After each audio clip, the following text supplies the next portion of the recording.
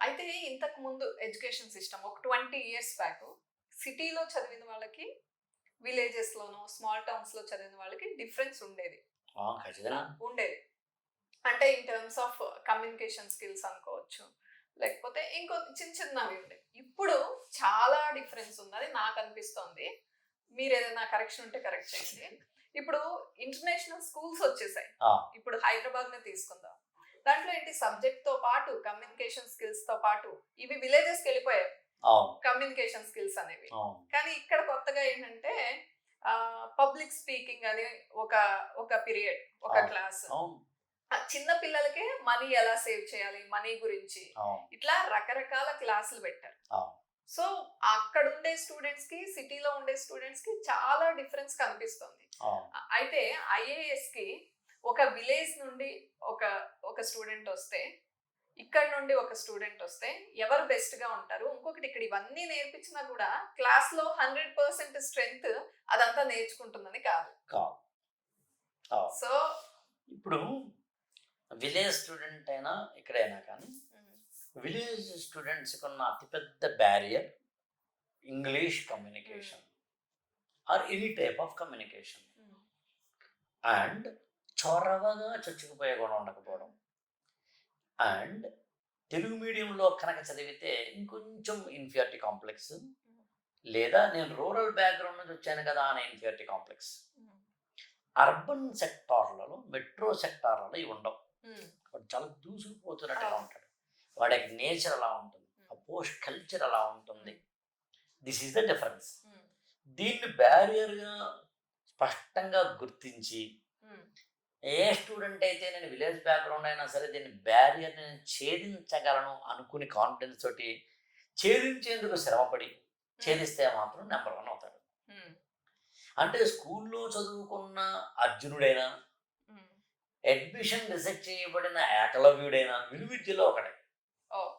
Okay. So, అర్జునుడు రా regular స్కూల్‌కెళ్ళి చదువుకున్నాడు.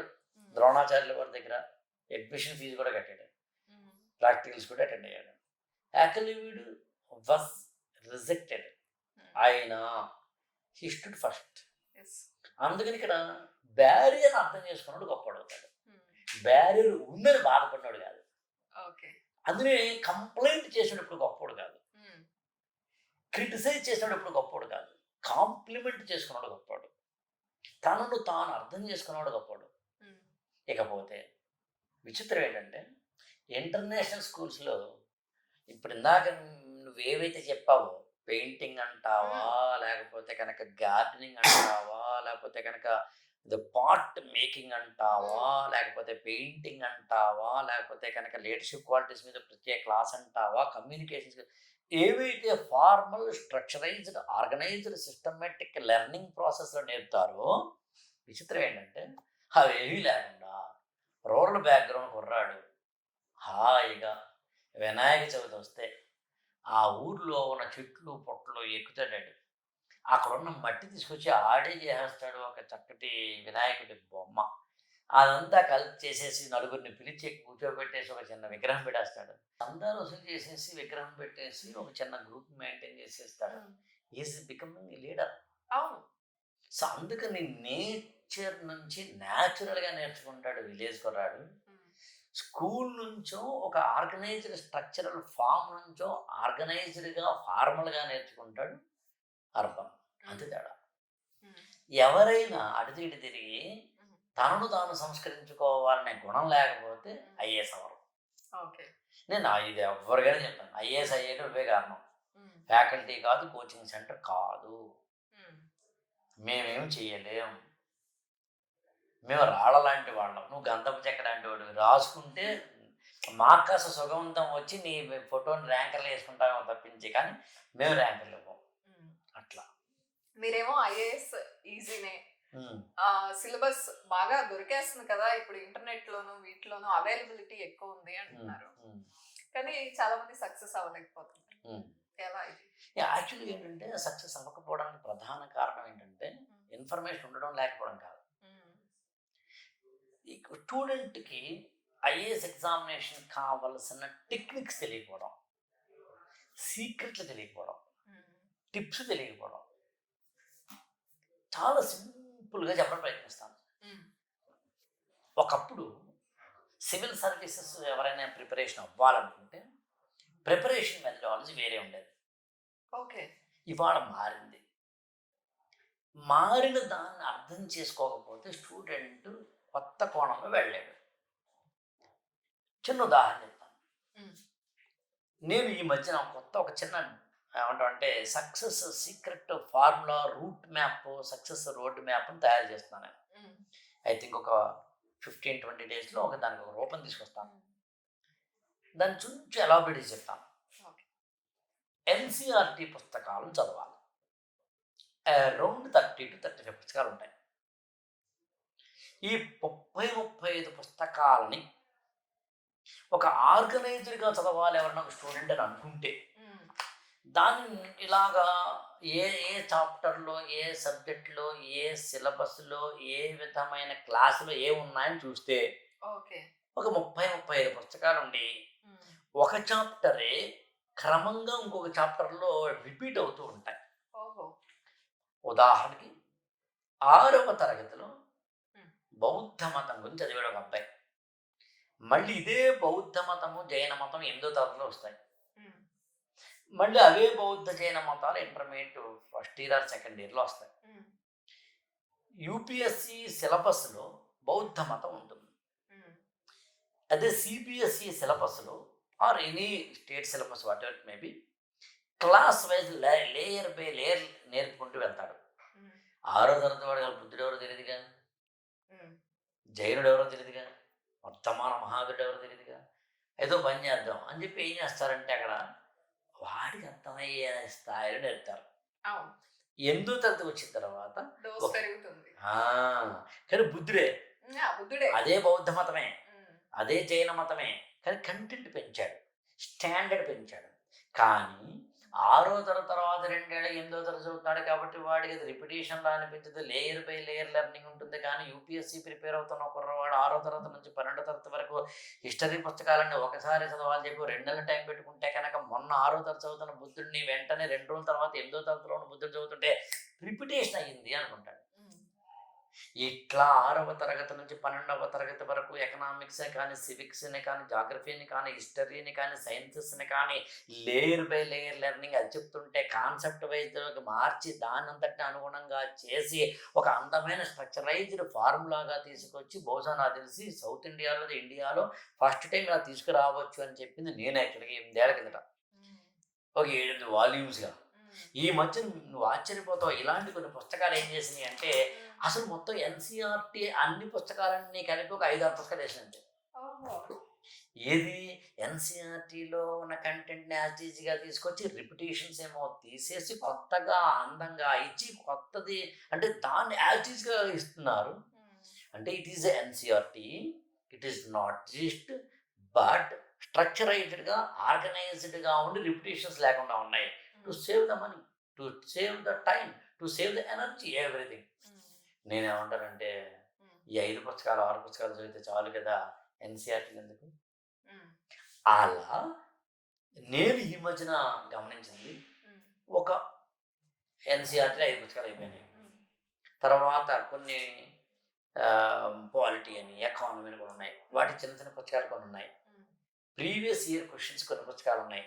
అవన్నీ తయారు చేసిన నాకు ఏమర్థమైందంటే ఇలా నాకు తెలిసి ఒక్క పేజీలో ఇలా ఒక చార్ట్ తయారు చేసుకుంటే ఈ ఒక్క చార్ట్ తోటి ఐఏఎస్ ప్రిపరేషన్ ఏం చేయాలో అర్థమైపోతాం.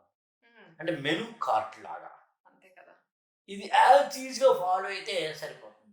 దాన్ని బట్టి నేను ఏం చేశానంటే ఇలా అంటే ఎప్పుడు ఏది అంటే ఏది చదవాలి ఏం చదవకూడదు సింప్లిఫై చేసుకుంటే అందులో గూగుల్ మ్యాప్ అనే పదం వాడాను. టోటల్గా ఎప్పుడైతే నేను ప్రిపేర్ అవ్వాల్సింది ఈ పుస్తకాలండి, నేను ప్రిపేర్ అవ్వాల్సింది మెథడాలజీ ఇదండి, అర్థమైపోయిందండి.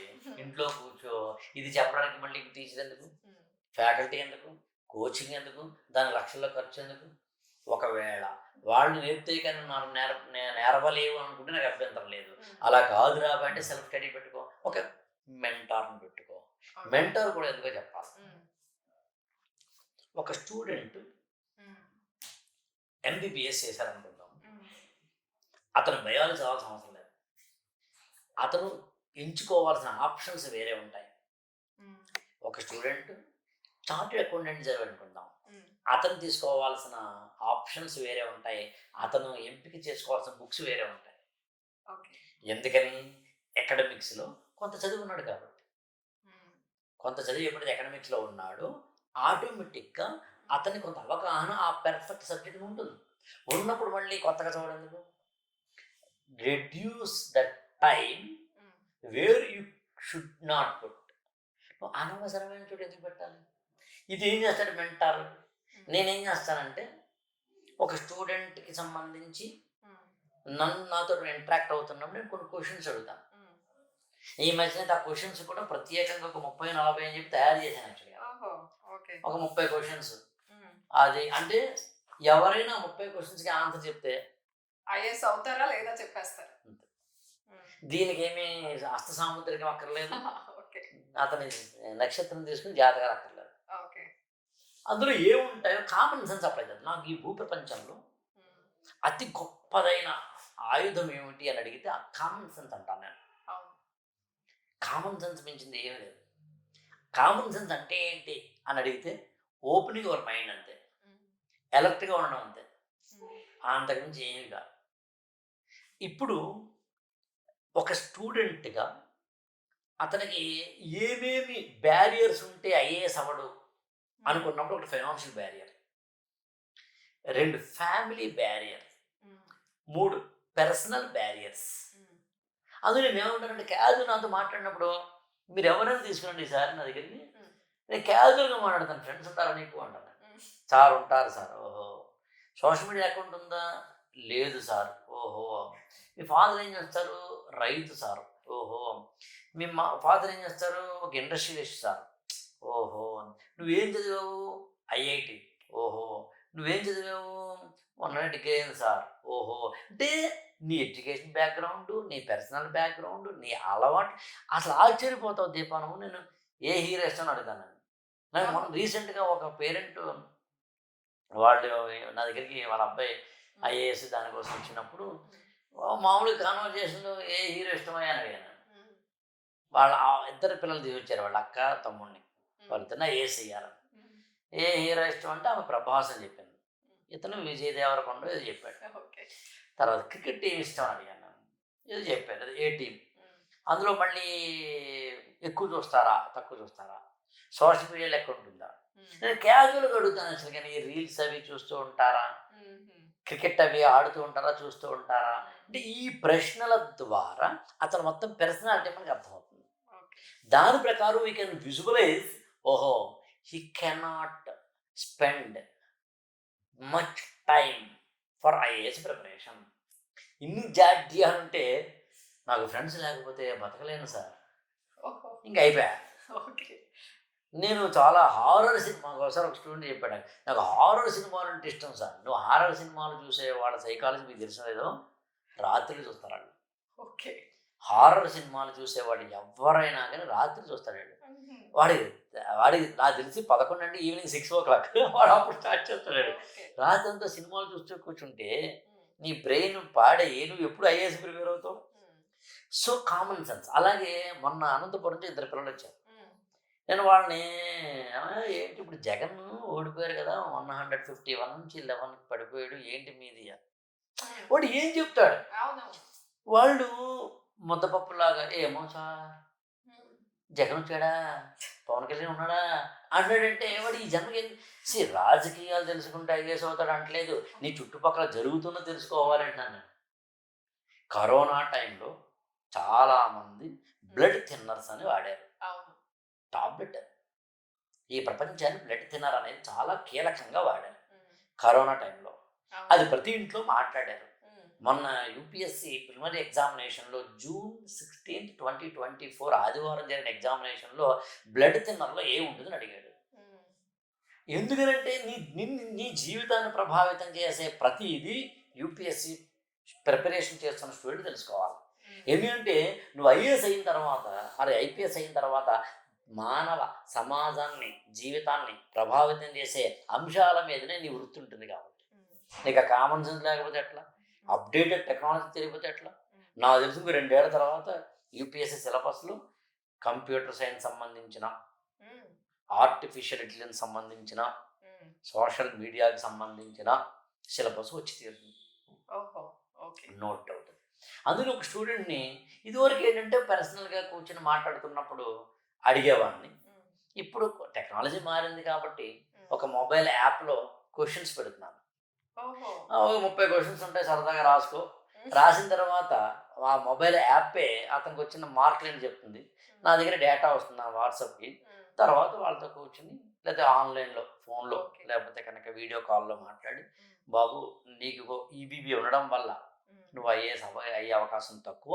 ఉమ్, అవ్వట్లేదు నేను. ఉమ్. నీకు అవకాశం తక్కువ ఉంది, లేదా ఈ లక్షణాలు ఉంటే పెంచుకో. అవ్వవు. లేదా ఈ లక్షణాలు ఉంటే అవ్వవు. ఓకే. ఉమ్, సింపుల్. అంటే ఎప్పుడు మీ మీ తమ్ముడు ఎవరైనా 10th క్లాస్ అవుతున్న కుర్రాడు ఉమ్, రోజు సోషల్ మీడియాలో ఎందుకు అంత వాడు వీడియో గేమ్స్ ఆడుతూ కూర్చోడు అనుకుందాం. వాడు ర్యాంక్ వచ్చిన అలాంటి నువ్వే చెప్తావు, అమ్మ వీడి మీద ఆశ పెట్టుకోకని. ఉమ్, దానికోసం ప్రత్యేకంగా పట్టాభిరామ్ గారు రావాలా, ప్రపంచ సైకాలజిస్ట్ అందరూ రావాలా? ఉమ్, మామూలు కామన్ సెన్స్ అది.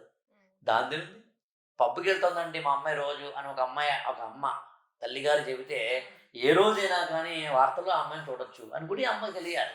అది ఓకే. పెద్ద ఆశ్చర్యం ఏముంది? ఉమ్, పబ్కి వెళ్ళడం తప్పట్లేదు నేను. ఉమ్, పబ్కి వెళ్ళడం తప్పట్లేదు. నేను ఒకసారి అంటే ఇప్పుడు సాయంత్రం 8, 9, 10 ఆ ప్రాంతం తర్వాత ఉమ్, పని లేకపోతే బయటికి వెళ్ళదంటాను నేను.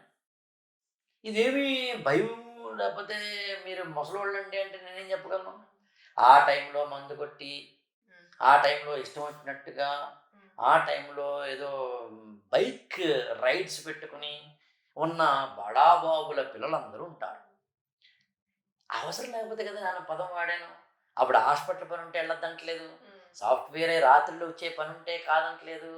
అవసరం లేకపోతే అన్నాను నేను. ఉమ్. అవసరం లేకపోతే ఎందుకు వెళ్ళాలి? మానవ జీవితం యొక్క విలువలు తెలుసుకోకపోతే ఇవన్నీ వస్తాయి. రాత్రి 11కి పడుకుని పొద్దున 6కి లేసి హెల్త్ బాగుంటుంది కదా. సరే నైట్ డ్యూటీ చేయాల్సిన అవసరం ఉన్న వాళ్ళు మాట్లాడలేదు మనం. సో ఇలాంటి చిన్న చిన్న ప్రిన్సిపల్స్ ఈ అబ్బాయికి ఉన్నాయి లేదా ఈ అమ్మాయికి ఉన్నాయి లేదా చెక్ చేసుకుని దాని ప్రకారం అమ్మాయి ఈ ప్రిన్సిపల్స్ ఉంటే కనుక ఐఏఎస్ అవుతారు, అది అవ్వని చెప్పడానికి అవకాశం. ఓకే. దానికోసం ఏమీ అపరదప్పక్కర్లేదు ఉమ్, కదా. మనిషితో మాట్లాడకపోతే చేయడం. ఉమ్, అలాగే సెన్స్, ఒక చిన్న సెన్స్ నాకు ఉండాలి. ఉమ్, ఒక వ్యక్తి ఏమవుతాడు అనేది సెన్స్. ఆ సెన్స్ అనేది 3 అంశాల ద్వారా వస్తుంది. ఒకటి అనుభవం, రెండేమో పుస్తక జ్ఞానం, మూడవది వెరీ వెరీ ఇంపార్టెంట్ దాకా నేను చెప్పినట్టు common sense. Right. You have to use common sense. అంటే ఉమ్, దాని మీద పెద్ద కంగారు పడాల్సిన అవసరం లేదు.